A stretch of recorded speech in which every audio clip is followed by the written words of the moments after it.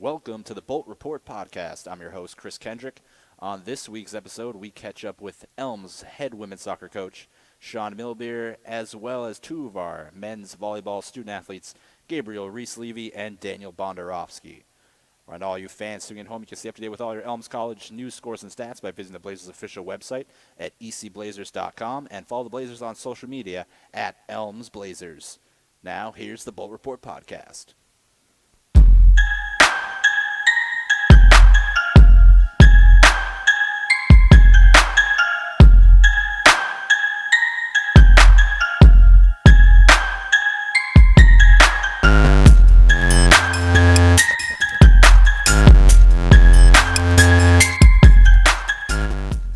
And welcome, Blazer fans, to the inaugural Bolt Report podcast here, the official Elms College podcast. Our first guest here on the podcast will be head women's soccer coach Sean Milbier. Thanks for joining us, Coach. No problem. Thanks for having me. So welcome to the podcast here in the big SID studio. So we'll see here. So looking back at last year, you guys finally, accomplished that big goal. Let's just kind of set the scene a little bit. You guys have faced Lesley there 3 years in a row and weren't able to get there, last year being the fourth year. What do you think were some of the keys to finally get that NECC championship? I think just, being there for 3 years in a row. I mean, we were used to being in the championship. I think the first 2 years, Lesley was the better team. And they showed that in the finals. I think that third year, we were more evenly matched. I think we had the better play in that championship, but I don't think we quite knew how to win that game yet. I think you guys had a lot of injuries that year too. We were banged up a little bit. Noticeably, most importantly, Kat. Mm-hmm. Kat had torn her ACL for the second time, so she was out in the final. So we had to move some people around. But I did feel like we were the better team that day. But Lesley knew how to win championships. They still do know how to win championships. And that day, I think their experience of winning that game was the difference. But yeah, 3 or 4 years in a row playing those guys, they're a solid side.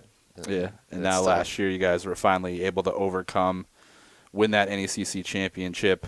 What were your thoughts in the moment as that clock finally wound down to the zeros and you guys were champions? Yeah, it's a great question. I mean, I talk to my girls about that a lot, and I think, we still watch video on it, not as much now, but when you reflect on it, I think it's just you really start to think about all the hard work. You go all the way back to preseason, how much hard work we put in, the fitness, all the Norwegians, the six-pack runs we do, the line sprints, the Grandpa Lenny we do. It's a fitness drill we do. It really all that comes in, and then just dealing with the adversity through the year, the kids who deal with issues and injuries and off-the-field stuff, and just all the sacrifices we all make, the personal sacrifices, not being able to go out with your friends when they're doing fun stuff, or the coaching staff not being home with your family as much as you want to be.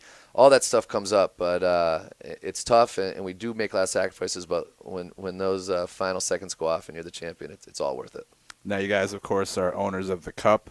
Celebrating with the Cup, did you have a little Stanley Cup experience, enjoy a beverage out of it? Yeah, I actually, I don't know if I'm getting old or not, but the girls took the cup. They had it the night of the championship, and I got here early in the morning to get it. And I brought it home with the family. It was really cool to take pictures with my daughter, Maddie, holding it. I had it on our coffee table. I tried to put it as a centerpiece for our Thanksgiving dinner. Wife wasn't happy with that, but no, it was cool. It's just a beautiful thing to have. It's just a really special thing to do a coach told me only one team gets to do it. There's only one champion, and there's a lot of good teams that don't get to do it. And to finally get over the hump and have that cup, it was really special. Well, now you guys, of course, advanced to the NCAA tournament. What can you say about that experience, going up to Williams, playing an opponent like them, number 2 in the nation at the time, and playing them hard for a whole 90? Yeah, I mean, I think part of it was it's the experience of the NCAAs and the whole thing that comes with it, and it's really cool. It was really awesome to get there, but I think when we trained, were we the underdog? Sure. If we play Williams 50 times, do we lose 49? Probably. But we played for that one time. We said, let's try and play this like we can beat them this one time. And we put in our system, myself and our coach, our assistant coach, Coach Mike Wysocki, who's obviously not with us now. we put in a system, and we had the girls buy into it, and we had our pregame speech the night before, and we addressed them again in the locker room, and when they walked on that field, we all believed we could beat that team. Yeah, it showed. I mean, you could see it in their eyes. You guys weren't scared going against an opponent like them. A lot of teams would be intimidated in that atmosphere, but you guys definitely weren't. Played a heck of a game, and hopefully that experience you guys can build on. Yeah. Now let's look at kind of the off season. I don't know what goes on as a coach, but you lose big players like Rocky and Kat. How do you go through the process of finding who can replace them? What they have to be able to replace them and play at this collegiate level? So I think you look at what you have returning. Can what you have returning step up into those spots? Because you always love experience. I love kids who have the college experience. It takes a very special first year to come in and fill the role that's being voided by a senior. Mm-hmm. You like to see if a junior can step up, a sophomore, someone that's returning. But in the recruiting process, when it starts, you're trying to, all right, I'm losing a defensive center mid. Let's go find that. I'm losing a forward. Let's go find that. Whatever you're losing, you got to replace it. But with me, and I think with most coaches, is you want to replace those voids with kids who have experience. Mm-hmm. And I think we've been able to do that pretty well. Yeah, definitely. I've seen, this season you've kind of made some adjustments. I think Tina was more outside last year. Now she's kind of slid into center back position. And, I think that definitely kind of gives you some more talent there in the middle, especially replacing the big boots of a Cat. Absolutely, yeah. I mean, there's no secret. The backbone of our team is always going to be the back line in our keeper, Becca. And the back line last year was phenomenal, and we lost 2 players off it. So we knew we had to make some changes. There was some people going for that spot, fighting for it. Unfortunately, Jordan Bailey tore her ACL in the off season, so that kind of brought the numbers down a little bit. But Maddie Bernard, we call her Baba, but we knew she was going to come in fit, and she was going to fight for the outside back spot. We slide Tina into the middle. She looks like a seasoned pro in there. Looks like she's been playing that position her whole life. She's been phenomenal. And then we have a freshman, Lillian Doherty, who's been outstanding. She's played every minute of every game this year. We talked to her last night after our win, and I said, "You're not a freshman. I don't know what you are, but you're not a freshman." And she's been fantastic. And again, they're the backbone of the team. From Becca to those back 4, and we work our way up the field. It's been nice to see those kids transition into those spots. Yeah, I think that kind of showcased itself last night in the win over. I'm blanking right now. Eastern Connecticut. East Con. Yeah, so you have a team like East Con coming in playing a big conference like the Little East, a lot of top quality opponents, and you saw how the defense needed to step up, and they did step up last night. Especially, I feel like Maddie Bernard stepped up after I think she kind of was a little jolted in the first game, and then kind of found her footing and has really kind of excelled the last couple of games for sure. Yeah, absolutely. And Maddie Bernard, she's a phenomenal player, and she works really hard. And she's not at 100%. She's close. That first game, she just wasn't 100%, and we threw her out there, and she had to play against someone with a bit of pace, and it was a little bit of struggle in the first couple of minutes, but she figured it out, and she's been great since. Yeah, so now let's kind of get into this season a little bit. You guys start off against Albertus and suffer, I think, a loss that you guys weren't expecting. How do you guys rebound? What do you say to the team to kind of get the, that kind of a game behind you and just get back to normal? Yeah. I think, and we give Albertus a lot of credit. They came in here with a great game plan. They played super hard, a lot of energy. A lot of passion. They poured it out, and we give them a lot of credit. But, when we look at our own team, I think what we took away from that is you can't win a game in 45 minutes. It's got to be a 90-minute effort. You got to come out strong, and if you think you're better than a team, don't make them better. And I think we made Albertus a lot better than what they are. And, again, I don't take credit away from them. Their kids battled hard. Their coaches had a great game plan, and they executed it really well. But we just were really slow in that first half. A few things we don't like to do around here is concede in the first 5 or the last 5, and we did it twice, unfortunately. So, every time you step on it, you want the result, but if not, you got to, especially the first match of the year. That's not going to make or break us. And we learned from it, and I was very proud of our kids. We have a lot of senior leadership. We have 3 great captains, and Sil and Ken's and Jackie, but we also have seniors and juniors that are leaders. And they were upset, and I can see that, but we got back into training the next day. We had a great practice. And we did. We took some things away from that, and we're gonna learn from that all year. We're gonna keep those things in the back of our mind and not let it happen again. Yeah, and I think that's something you're gonna kind of see as the program grows and continues to succeed. Is that you're gonna have a tougher non-conference schedule. Your non-conference opponents are gonna step up, see you on the schedule, and know that that's gonna be a tough game and one you want to win. So I definitely think especially for Albertus, where they've come in here, had some rough ones against you guys the last few years. I think they definitely had that as a big target on there. But then you guys rebound against Southern Maine. What were some of the good things you saw coming off of that loss to get the win there? Yeah, I think Southern Maine's a tough place to go. It's a 3-hour trip, and that's tough to begin with. So you got to travel like a professional. You got to be professional about it, and the girls really were. We went up there and we came out on fire. I think the girls just wanted to get back on the field. Yeah. No one liked looking up in that column and seeing a 0 and or an 0-1 record. We did not like that, and the girls didn't like it, and they just came out on fire. We were all over the field. We were knocking the ball. We played really, really well. Scored a quick one from Angie Estrada, who's been playing great up top for us. Angie's been phenomenal. Scored a beautiful goal on a great pass from Ken's, who's turning into be quite the playmaker.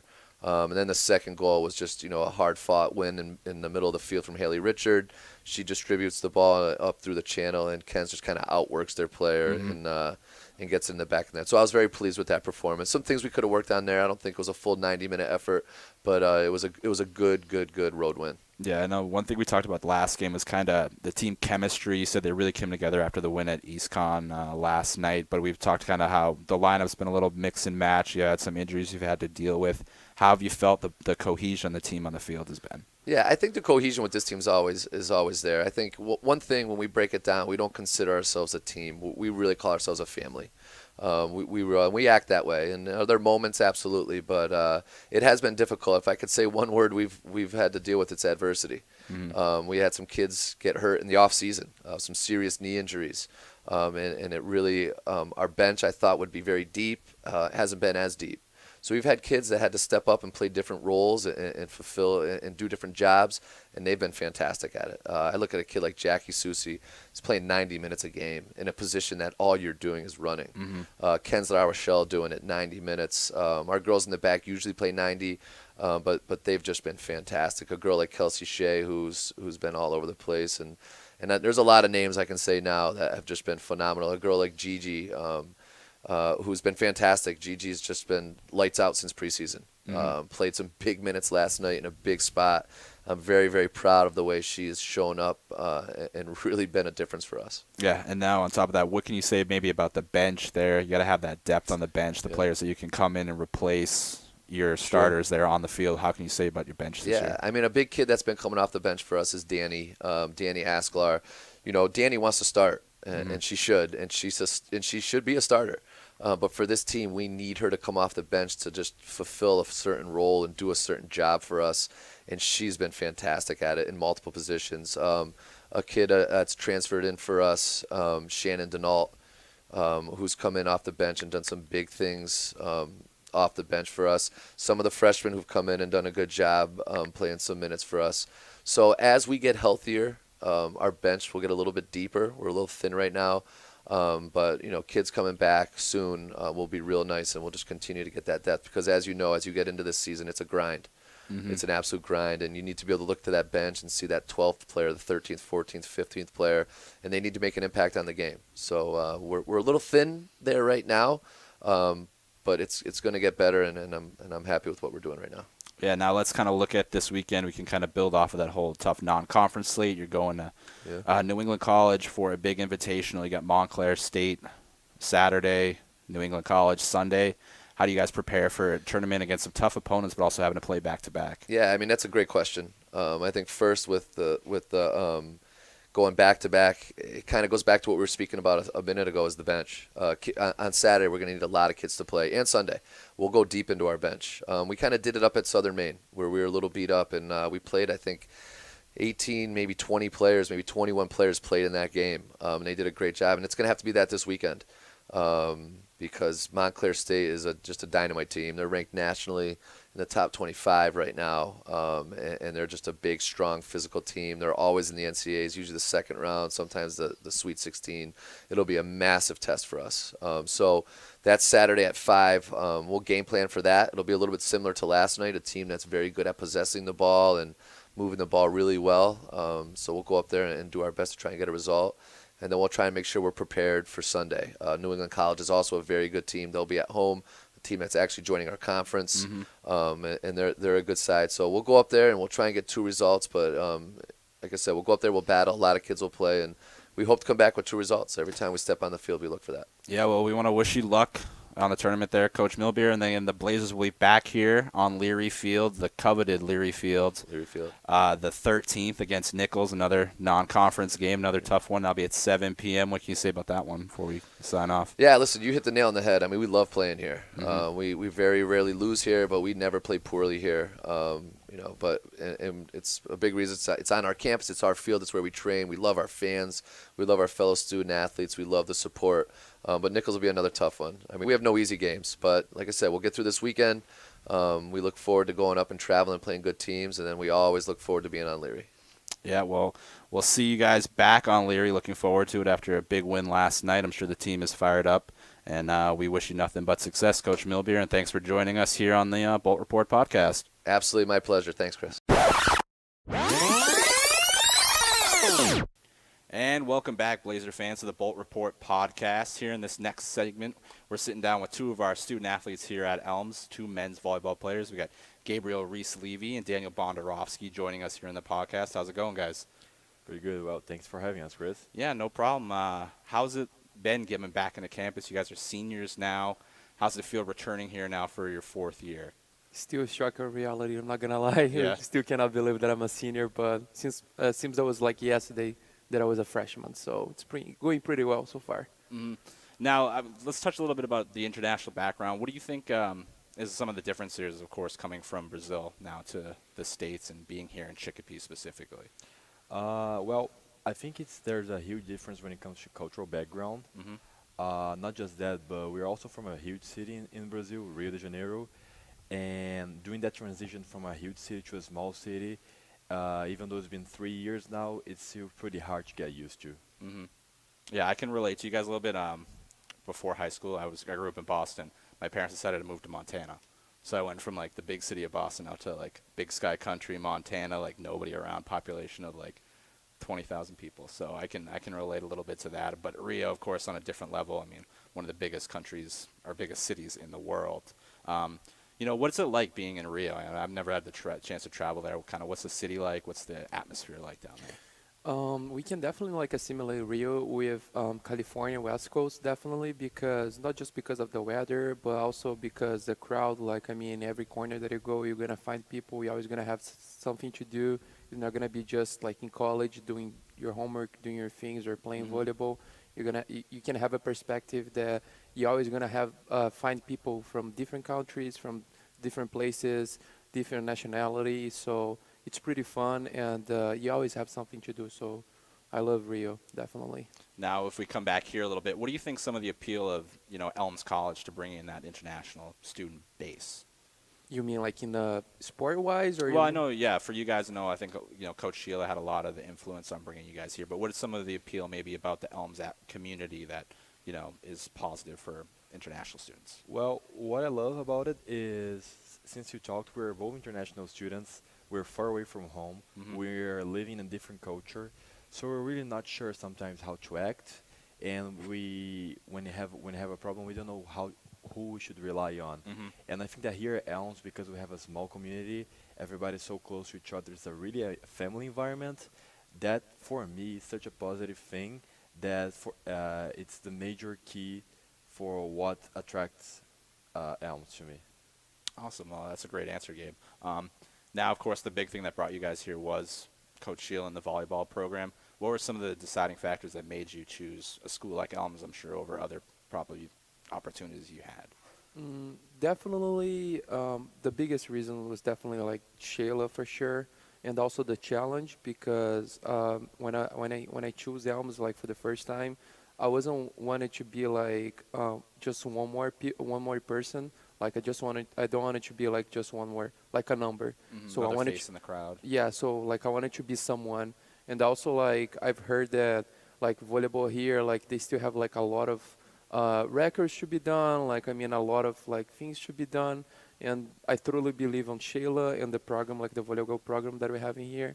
So definitely, as well the community, as Gabriel said as well, like people here, they are close to you, like they know you, they know what you want, like who you are. So that actually makes me think about like, okay, I actually want to go to Elms. Awesome. Now let's kind of talk about a little bit more of volleyball. Last summer, we had the summer games down in Rio. You guys helped out with that, I believe, in the beach volleyball, was it? Indoor volleyball. Indoor volleyball. So can you tell us a little bit about what you guys did with that? Right. So that opportunity came alongside a friend of mine whose dad owns a production company, Oh, nice. and he was being hired. His company was hired by an American company called, I believe, Van Wagner Sports and Entertainment. And he called me while I was still here in the U.S. and he made me the invite as well as to Daniel. Mhm. And we said, yeah, of course. I mean, it's the Olympics. We never know. It's probably like a once in a lifetime Oh, opportunity. definitely, yeah. And we were able to work as playback operators during most of the games. We were working every day for I believe 2 weeks, and it was an amazing experience. I mean, getting to know more people, getting to know how to learning different skills, and I mean, just being part of the Olympics was an amazing fact. And now you guys had another active summer this year, guys competing in the Jewish Games and winning a gold medal in volleyball. Tell us a little bit about that experience, what the games are, and it was in Israel, right? So that was an amazing experience as well. We actually we have been there like during July. That was actually our second time there. The first time wasn't like we didn't do it so well for like some challenge that we had like during the summer, but this time was definitely like the best time that we had there. We finally reached the gold medal. We won the gold medal for the first time in history. Brazil since then never had beaten like Israel team because they always bring like their national team level for this competition. And they're playing at home. Yeah, they were basically. playing. So like it was a really crowded like teenage like court. So the environment was gorgeous. Like everybody was like in a mood. Like everybody was cheering for them. Like not against us, but like I mean cheering.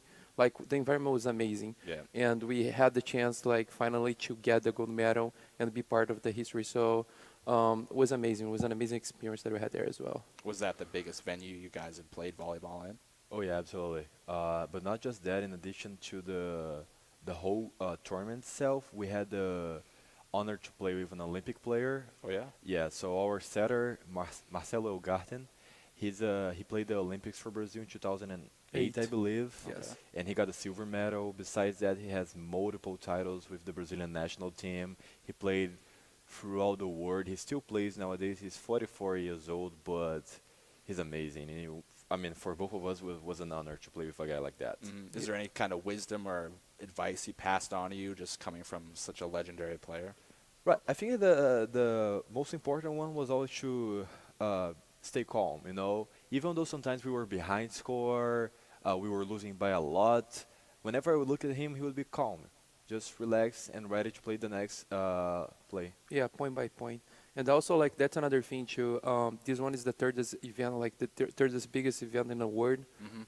So we're, like, happy to still be part of that. Like, we're planning to still go for more. Hopefully, we're going to get, like, selected to go there as well.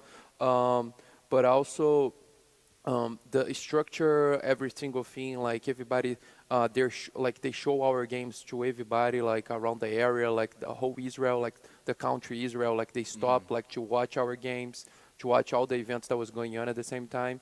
So then, as I said, like the environment, the people in there, like the culture, every single thing was an amazing like experience for us, and like we grew like as an athlete, like as humans, as person, like in a society.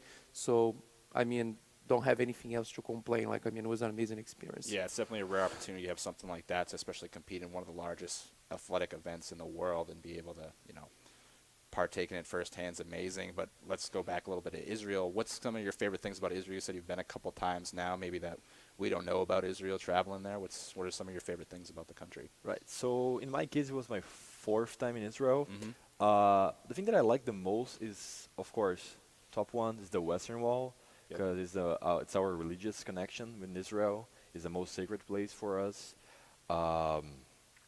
I love it. I love it how it makes me feel whenever I go there. The positive energy. It's a really happy place. Not just that. What I also love about Israel is, I mean, I love all the historical places. But besides that, I love, well, it's their famous dish, which is the shawarma. Oh yeah, what's that? It's like kind of like a wrap where they have different kind of vegetables, and usually they put kind of a different kind of meat. So it could be chicken, it could be steak, it could be lamb. Hmm. Is that anything you've been able to find locally? Oh, no, No, not at not. all. Would you try some chickpea shawarma? I would actually. Maybe talk to the calf a little bit, see if they can have a special day, get you guys hooked up. But now let's kind of talk about you guys being here, the volleyball team. Last year, you guys had a really successful season, making the playoffs, advancing to the championship match. What were some of the keys last year to get you guys over the hump and start hitting that successful stride? I mean, definitely like the experience we're hoping that definitely this experience that we earn like and we gain like back in Israel, we can bring to our team and make them feel the same way. As Gabriel was telling us like about like our setter to be playing with Olympic players. So basically like always stay calm no matter what, always know how to play like behind the courts. We definitely had like a great season last year, but we do like as a seniors now we do actually want to like advance even more, like go even further. I mean, we actually have to work really hard as we worked last year. But also like we actually got like new kids in our team, like new freshmen that they can actually help us out like as well. So hopefully we're gonna reach like even higher. Yeah, I mean, you had guys come in last year like David and Alejandro who had some impact on the team, help you guys, get over the hump of not losing to Endicott in the first round. You guys make it to the championship, face Endicott, then get a set on them. What do you guys need to do to, finally get Endicott and beat them and get that championship? What do you think? I believe the next step is to just not to keep the consistency, but improve that. Start the game harder, try not to lose focus so much, and of course, above everything, always keep your head on the game. That sometimes took us down a few games last year. I believe that Sage was the best example. Some of the guys, me included, were not playing the game as we were supposed to, and we lost the game 3-0, which was a game that probably we should have won. And the most important thing as well is like believe in ourselves as well, because I feel that sometimes we kind of like lose trust in each other, and I feel that our team has a lot of potential, so we can trust in each other, and I'm sure that we're gonna reach like higher expectations this year. Awesome. Well, Gabe and Daniel, thank you so much for joining us today. I know I'm very excited to see you guys hit the court this season, and we have to wait a couple months. I'm sure you guys are eager to get back out there, but I'm sure we'll get some more updates along the way and keep Blazer Nation informed on when the men's volleyball season is going to kick off. So thanks again for joining us. Absolutely. Thank you for having us, Chris. All right, Blazer fans, that'll do it for this week's Bolt Report podcast. I'm your host, Chris Kendrick. Tune in next time for the next Bolt Report.